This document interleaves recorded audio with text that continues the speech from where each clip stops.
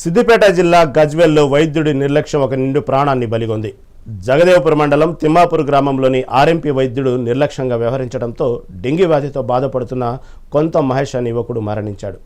ఆశా వర్కర్లు జ్వర పరీక్ష కోసం వచ్చినప్పుడు జ్వరం లేదని చెప్పించి తప్పుడు వైద్యం అందించినట్లు జిల్లా వైద్యాధికారి ధనరాజ్ తెలిపారు.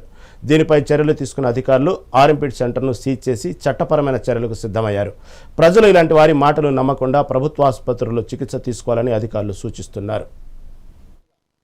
డెంగ్యూ బారిన పడిన పేషెంట్లకు అర్హత లేని ఆర్ఎంపీ వైద్యులు చికిత్సనిస్తూ నిషేధిత స్టెరాయిడ్స్ ఇచ్చి వాళ్ళ మెదడును ప్రభావితం చేసేలా ఇంజెక్షన్లు ఇచ్చి పూర్తి స్థాయిలో విషమించిన తర్వాత ప్రభుత్వ ఆసుపత్రికి కానీ చేతులు ఎత్తేసి పెద్ద ఆసుపత్రులకు తరలించమని చెప్పి చేతులు దులిపేసుకుంటుంది. ఇప్పటికైనా జిల్లా అధికారులు, డిఎంహెచ్ఓ గారు, కలెక్టర్ గారు దీనిపై చర్యలు తీసుకొని ఆర్ఎంపీలను నిషేధిత మందులు ప్రజలకు ఇవ్వకుండా, వాళ్ళకి ఏం తెలీదు, వ్యవసాయం చేసుకొని బతుకుతారు, అవి ఏం చూదులో తెలియదు.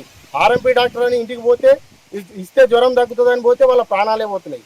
ఇప్పటికైనా డిఎంహెచ్ఓ గారు మీకు మరి ఒక్కసారి విజ్ఞప్తి చేస్తున్నాం, ఈ ఆర్ఎంపీల మీద కఠిన చర్యలు తీసుకొని నేను ప్రజలందరికీ తెలియజేస్తున్న తిమ్మాపూర్ వాసులకు ఏంటి, సిద్దిపేట జిల్లా వాసులకు ఏంటి నేను తెలియజేస్తున్నాను. ఎవరైనా ఫీవర్ వచ్చిన వెంటనే గవర్నమెంట్ ఆసుపత్రిలో మా పిఎస్సిలో రిపోర్ట్ చేయండి, రండి పిఎస్సికి రండి, మేము టెస్ట్ చేస్తాం. మాది జిల్లా వ్యాప్తంగా రక్త నమూనాలు సేకరించి టీ హబ్లో మనం ఎలిసా టెస్ట్ చేయటం జరుగుతుంది.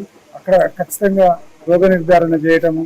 మనకు గవర్నమెంట్ హాస్పిటల్ ఉంది, సిద్దిపేటలో జీజీహెచ్ ఉంది, గజ్వేల్లో డిస్ట్రిక్ట్ హాస్పిటల్ ఉంది, అన్ని వసతులు ఉన్నాయి, అందరు స్పెషలిస్టులు ఉన్నారు, ఒక సరైన వైద్యము అందుతుంది, ఎటువంటి ఇబ్బంది ఎదురవ్వదు. అదేవిధంగా మీరు నకిలీ వైద్యుల దగ్గరికి పోయి మోసపోవద్దని నేను తెలియపరుస్తున్నా. ఎందుకంటే క్వాలిఫైడ్ డాక్టర్స్ మనకు గవర్నమెంట్ ఆసుపత్రుల్లో, పిఎస్సీలలో, మన community health centres, area hospitals, district hospital, అదే గవర్నమెంట్ జనరల్ హాస్పిటల్లో ఉన్నారు. కాబట్టి నేను మీ అందరికీ డిఎంహెచ్ఓగా విజ్ఞప్తి చేస్తున్నాను. కాబట్టి అందరూ కూడా ఈ గవర్నమెంట్ సర్వీసెస్ వాడుకోవాలని తెలియపరుస్తున్నాను.